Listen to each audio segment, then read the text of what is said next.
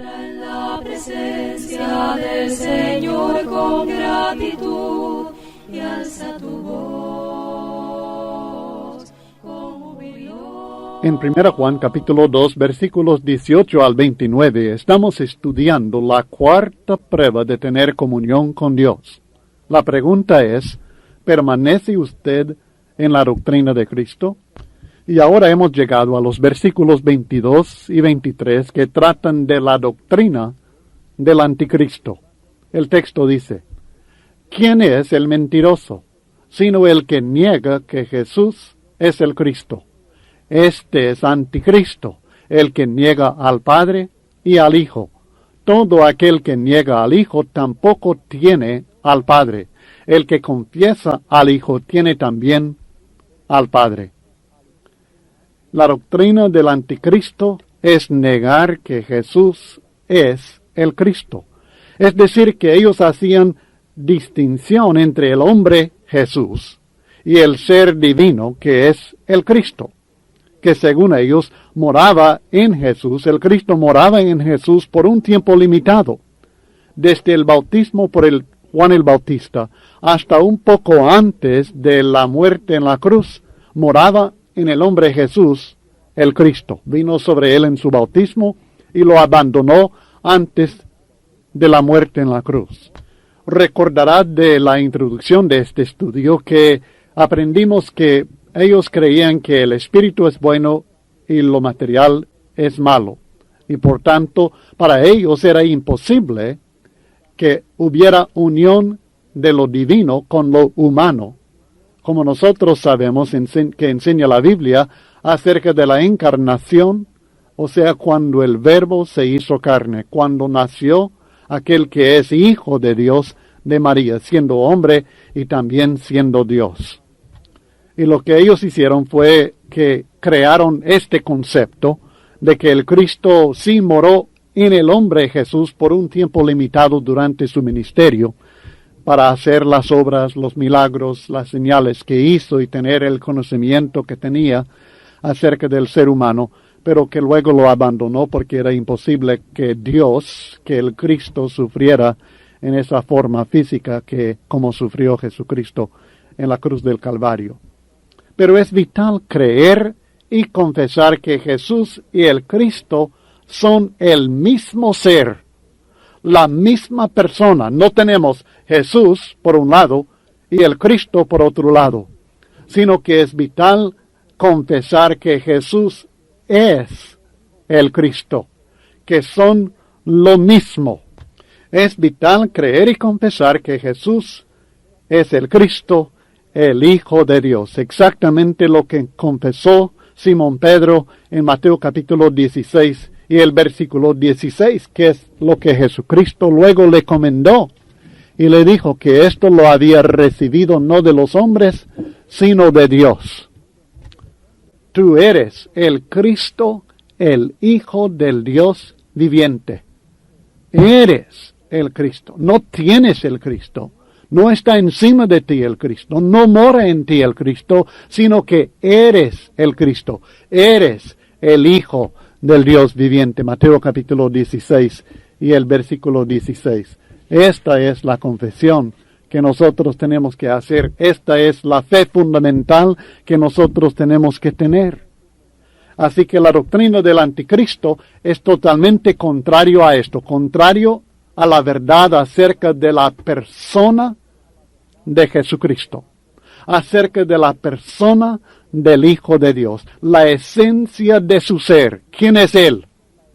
Es una doctrina promovida, dice el texto aquí en 1 Juan capítulo 2 y el versículo 22, es una doctrina promovida por el mentiroso.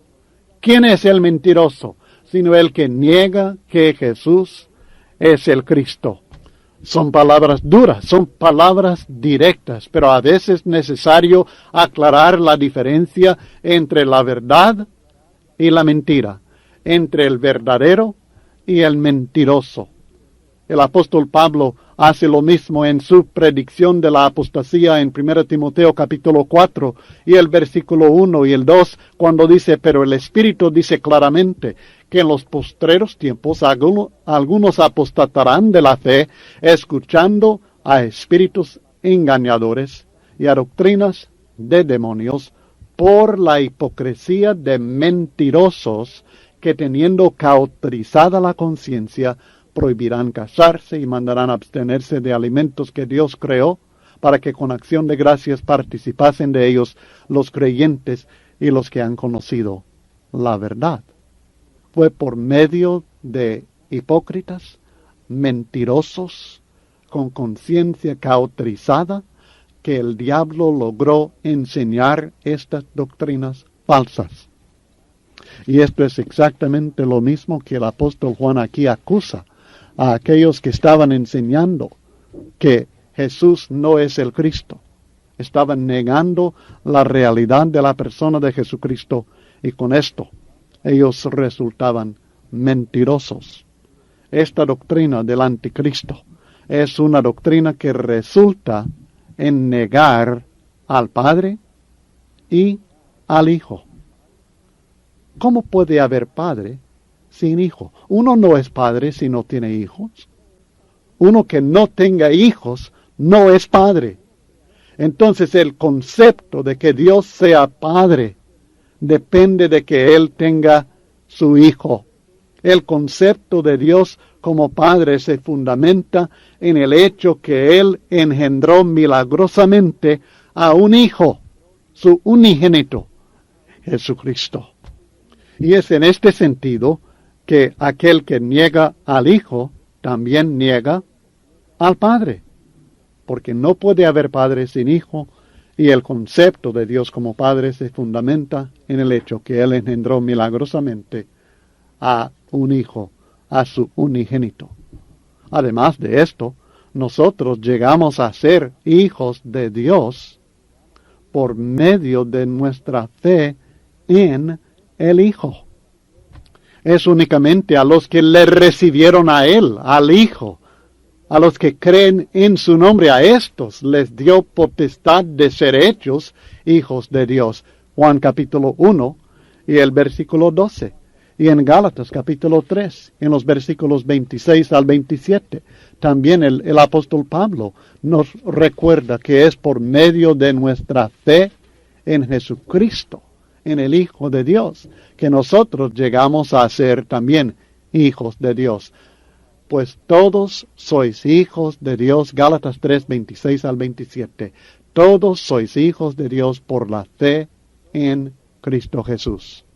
Porque todos los que habéis sido bautizados en Cristo, de Cristo estáis revestidos.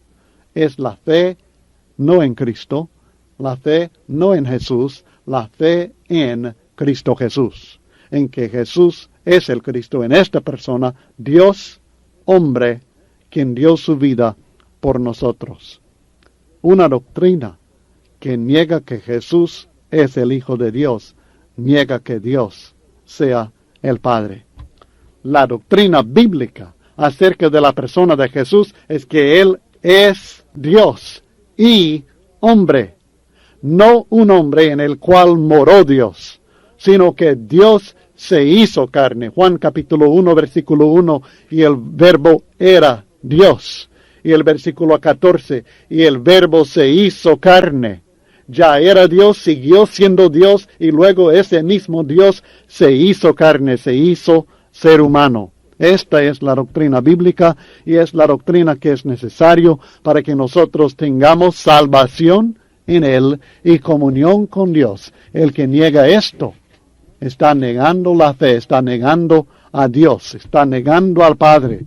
Es imposible tener comunión con el Padre si no es por medio de la fe en el Hijo.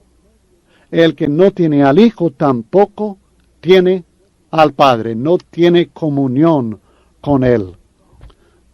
Nuevamente en el capítulo 4, el apóstol Juan habla de esto en el versículo 15, cuando dice, todo aquel que confiesa que Jesús es el Hijo de Dios, Dios permanece en él y él en Dios. Es decir, tiene a Dios, tiene comunión a Dios. Dios participa en su vida, está en su corazón, está en su espíritu, está en su vida y nosotros estamos en Él. Tenemos comunión con Él. En el capítulo 5 y el versículo 1 declara, todo aquel que cree que Jesús es el Cristo, es nacido de Dios. Así que es necesario creer esto para ser hijo de Dios y es necesario creer esto para tener comunión y mantener la comunión con Dios. ¿Por qué tan importante esto? ¿Por qué tan importante creer que Jesús es el Cristo? Sencillamente porque si no es el Cristo, no es capaz de ser nuestro Salvador. Si no es Jesús, no es capaz de ser nuestro mediador y nuestro sumo sacerdote. Necesitamos que sea ser humano para comprendernos a nosotros. Esta es la enseñanza de Hebreos capítulo 2 y Hebreos capítulo 4, cuando habla de nuestro sumo sacerdote, quien es uno que se compadece de nuestras debilidades y comprende nuestras tentaciones y que esto fue necesario que Él participara de carne y sangre para podernos comprender y para poder llegar a ser propiciación por nuestros pecados y así interceder por nosotros. Y si no fue el perfecto Hijo de Dios el que dio su vida por nosotros, no es un sacrificio digno, adecuado para quitar el pecado. Únicamente Dios pudo pagar por los pecados del ser humano. Él se ofreció a sí mismo. Negar que Jesús sea el Cristo nos condena eternamente, porque no hay salvación aparte de esta verdad, esta realidad. Estas personas pensaban creer en Dios y pensaban tener comunión con Dios. Pero el apóstol Juan aclara que no es posible rechazar la persona de su Hijo y tener comunión con el Padre. Y como estas personas hay muchas hoy día que no se dan cuenta de las consecuencias espirituales de la doctrina que siguen. Creen que la doctrina que uno acepta tiene poca importancia, pero este ejemplo nos revela que puede tener una gran importancia, una importancia eterna. Y esto que sirva de advertencia que esto surgió dentro de la iglesia del Señor Jesucristo. Todo esto surgió de en medio de la iglesia. Y estos conceptos falsos y muchos otros han surgido de en medio de los creyentes, de en medio de los cristianos legítimos, han venido aquellos con enseñanzas falsas erradas. Cuidado, hermanos. Y en especial tengan cuidado con aquella idea de que no es tan importante que creamos y practiquemos exactamente lo que Dios nos ha revelado en su palabra. Porque el aceptar un concepto errado, el aceptar una doctrina ajena a las Escrituras, puede tener consecuencias eternas demasiado desagradables. Y así es que el apóstol Juan ahora nos presenta a nosotros a consejos, enseñanzas, ideas de cómo nosotros podemos protegernos contra el anticristo. Y esto lo encontramos en los versículos 24 al 28. 1 Juan 2, 24 al 28, leyendo. Lo que habéis oído desde el principio, permanezca en vosotros. Si lo que habéis oído desde el principio permanece en vosotros, también vosotros permaneceréis en el Hijo y en el Padre. Y esta es la promesa que Él nos hizo, la vida eterna. Os he escrito esto sobre los que os engañan, pero la unción que vosotros recibisteis de él permanece en vosotros, y no tenéis necesidad de que nadie os enseñe, así como la unción misma os enseña todas las cosas, y es verdadera, y no es mentira. Según ella os ha enseñado, permaneced en él. Y ahora, hijitos, permaneced en él, para que cuando se manifieste tengamos confianza, para que en su venida no nos alejemos de él avergonzados. La protección contra el anticristo es primeramente perseverar en las verdades fundamentales que aprendimos cuando nos convertimos. Lo que habéis oído desde el principio permanezca en vosotros. La frase lo que hemos oído desde el principio en 1 Juan es tocante al verbo de vida, o sea, tocante a la persona de Jesucristo, su vida y la vida eterna que Dios nos ofrece por medio de él. Por ejemplo, note en el capítulo 1, versículos 1 al 3.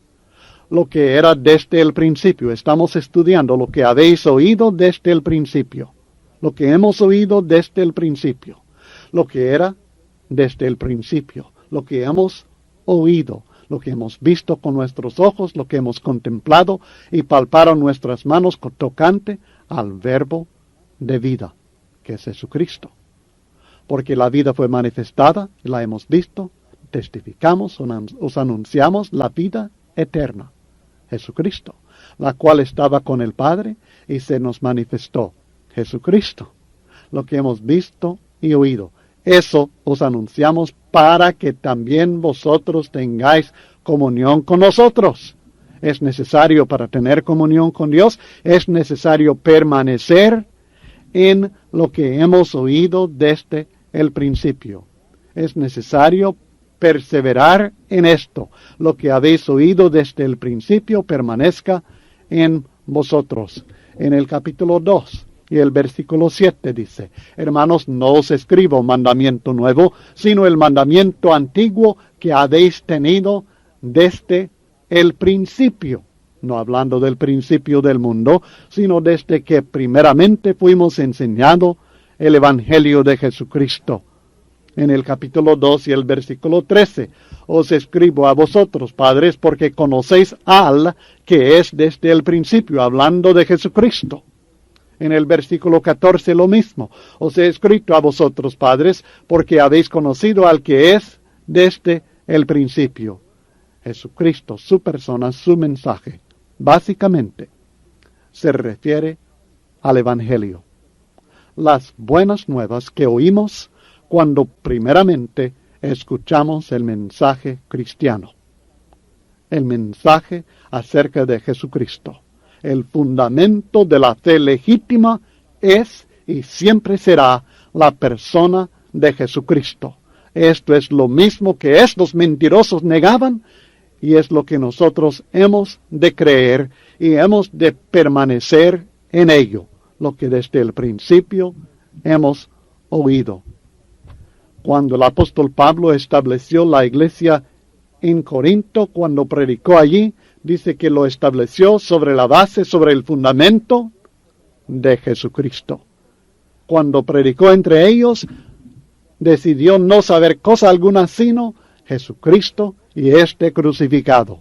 Este mensaje del Evangelio es el que los apóstoles de Jesucristo, incluyendo a Juan, vieron, contemplaron, palparon, oyeron, testificaron y anunciaron.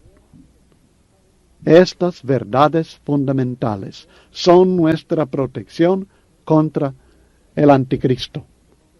Podemos estar seguros de permanecer en nuestra comunión con Dios, por estar seguros que aquellas verdades permanezcan en nosotros. Note bien el versículo 24. Si lo que, la segunda frase, si lo que habéis oído desde el principio, la verdad, el Evangelio que han escuchado, si lo que ustedes oyeron desde el principio permanece en vosotros, también vosotros permaneceréis en el Hijo y en el Padre. Si queremos permanecer en ellos, si queremos tener esta estabilidad espiritual, esta comunión con el Padre, esta comunión con el Hijo, podemos estar seguros de ello. ¿Cómo? Por estar seguros que aquellas verdades fundamentales también permanezcan en nosotros. Esta es la clave para la estabilidad doctrinal y espiritual. Pero note, hay una seguridad aquí. Y el mensaje de Juan es para que tengamos seguridad, la confianza que tenemos comunión con Dios. Que nadie nos puede quitar esta comunión con Dios, que la tenemos en forma constante. Es nuestra. Qué maravillosa bendición que yo participo en la vida de Dios. Dios participa en mi vida. Somos compañeros en mi vida. Que Él está conmigo y yo con Él. Maravillosa bendición, maravillosa promesa, la que Dios nos ha dado. Pero es condicional. Es condicional porque dice en el versículo 24, la segunda frase, si lo que habéis oído desde el principio permanece, entonces también vosotros permaneceréis. Esta es la condición y es también el requisito para poder permanecer en comunión con el Padre. Cuando uno empieza a alejarse de la palabra de Dios, de la doctrina bíblica, de la fe cristiana, de las creencias que Dios nos ha presentado en su palabra, también empezará a alejarse de Dios mismo. En el estudio impreso he incluido una lista de textos en 1 y 2 Juan que mencionan el concepto de permanecer. También he incluido algunos textos en 1 y 2 Juan donde la misma palabra griega traducida permanecer se traduce morar, pero es la misma palabra con el mismo concepto. Y luego otros textos del Nuevo Testamento que utilizan la misma palabra. Y le quiero animar a estudiar todos estos textos, a estudiar este concepto de permanecer, porque en el mensaje de Juan esto es vital. Y en la vida cristiana es vital. Muchas veces habemos cristianos que comienzan con mucha energía, con mucho entusiasmo, con mucha actividad, y parece que serán de los más convertidos, los más enérgicos en la causa de Cristo Jesús. Pero al poco tiempo se apaga este fuego y se apartan, se dejan vencer por determinado problema, tentación, tribulación, situación en su vida, o sencillamente se distraen por las atracciones del mundo y por el quehacer de esta vida. Pero estos no ganan el premio, pierden su comunión con Dios. Es necesario ser constantes. Y estos textos dan énfasis a ello y les sugiero que estudie con cuidado cada uno de estos versículos. Los estaremos tocando uno por uno en nuestro estudio textual, pero espero que usted vuelva a estudiar en conjunto estos versículos y estudie el concepto bíblico de permanecer, de morar, de permanecer, de ser constantes en el Señor y en su palabra. Creo que beneficiará mucho de ello. Ahora procediendo con nuestro estudio, lo que nosotros oímos desde el principio también incluye una promesa. No solamente incluye el mensaje acerca de la persona de Jesucristo y lo que nosotros debemos creer acerca de Él y su obra, y lo que nosotros debemos hacer para obedecer y estar en Cristo, sino que también incluye una promesa. Y la promesa es, según el versículo 25, la vida eterna. Esta es la promesa que Él nos hizo, la vida eterna. La recepción de la promesa, sin embargo, depende de la recepción y la permanencia del resto de lo que oímos nosotros. La permanencia en la verdad acerca del verbo de vida. Esta promesa de vida eterna depende de lo que nosotros creemos y en el cual nosotros permanecemos. Esta promesa nos vuelve al tema general con el cual comenzamos esta epístola. La vida eterna depende de la comunión con Dios. La vida eterna es una promesa de Dios, pero depende de que nosotros tengamos comunión con Dios, que permanezcamos en el Hijo y que permanezcamos en el Padre. Si permanecemos en ellos, tendremos vida eterna. Pero para permanecer en ellos, para tener esta comunión, hay otra condición. Tiene que permanecer en nosotros lo que hemos oído desde el principio. La verdad, la enseñanza del Evangelio. Juan escribe, según él dice, no porque ellos no conocían la verdad o porque nosotros no conozcamos la verdad. Él escribe únicamente para recordarles de la verdad que ya conocieron. Verdad que conocieron por medio de la enseñanza inspirada del Espíritu Santo, según el versículo 26.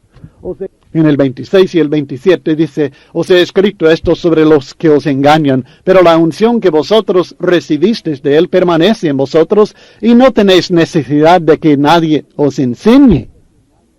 Ya tenían la enseñanza, ya tenían el conocimiento, ya tenían la base para su defensa, pero les escribe también para advertirles del engaño. ¿Por qué? Porque aunque uno ha conocido la verdad, siempre existe el peligro del engaño. Los ignorantes de la verdad no son los únicos que se engañan. Son los que no permanecen en la verdad los que se dejan engañar. La palabra engañar, literalmente la palabra misma significa desviar, guiar mal, llevar fuera del camino. Y el resultado del engaño es que el individuo se extravía. Tal vez usted recordará lo que dice Santiago cuando nos está animando a preocuparnos por nuestros hermanos en su condición espiritual. Y en el capítulo 5 de Santiago, versículo 19, dice, hermanos, si alguno de entre vosotros se ha extraviado de la verdad. ¿Cómo sucedió eso del extravío? Bueno, una manera que sucede el extravío de la verdad es por medio del engaño.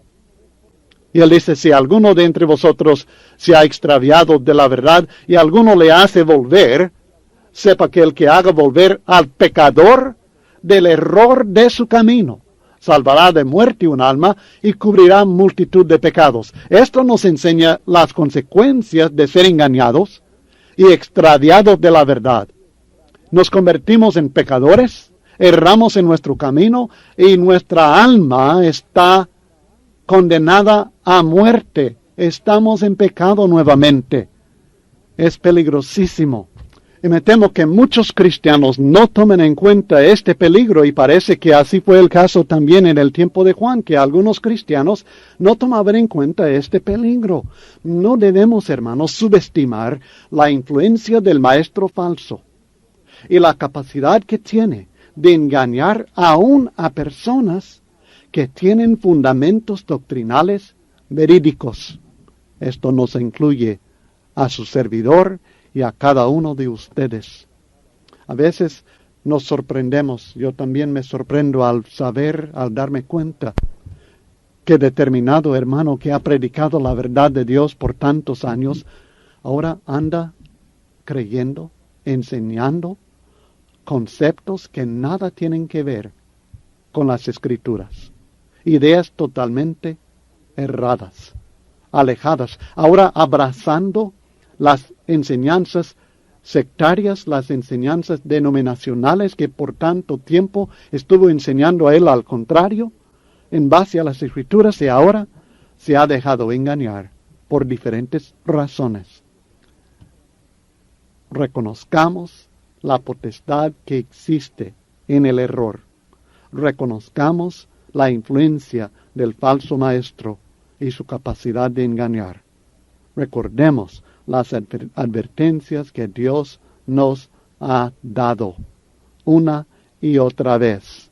Aún de en medio de nosotros pueden surgir aquellos que así enseñen al contrario de la palabra de Dios. ¿Cómo defendernos? La base sencilla de nuestra defensa son las enseñanzas inspiradas de la revelación divina. Y esto es lo que en el versículo 27 el apóstol Juan les está diciendo a estos hermanos y a nosotros. Pero la unción que vosotros recibisteis de él permanece en vosotros, y no tenéis necesidad de que nadie os enseñe, así como la unción misma os enseña todas las cosas, y es verdadera, y no es mentira, y según ella os ha enseñado, permaneced en él. Estos cristianos recibieron su información acerca de Jesucristo de una fuente confiable, el Espíritu Santo.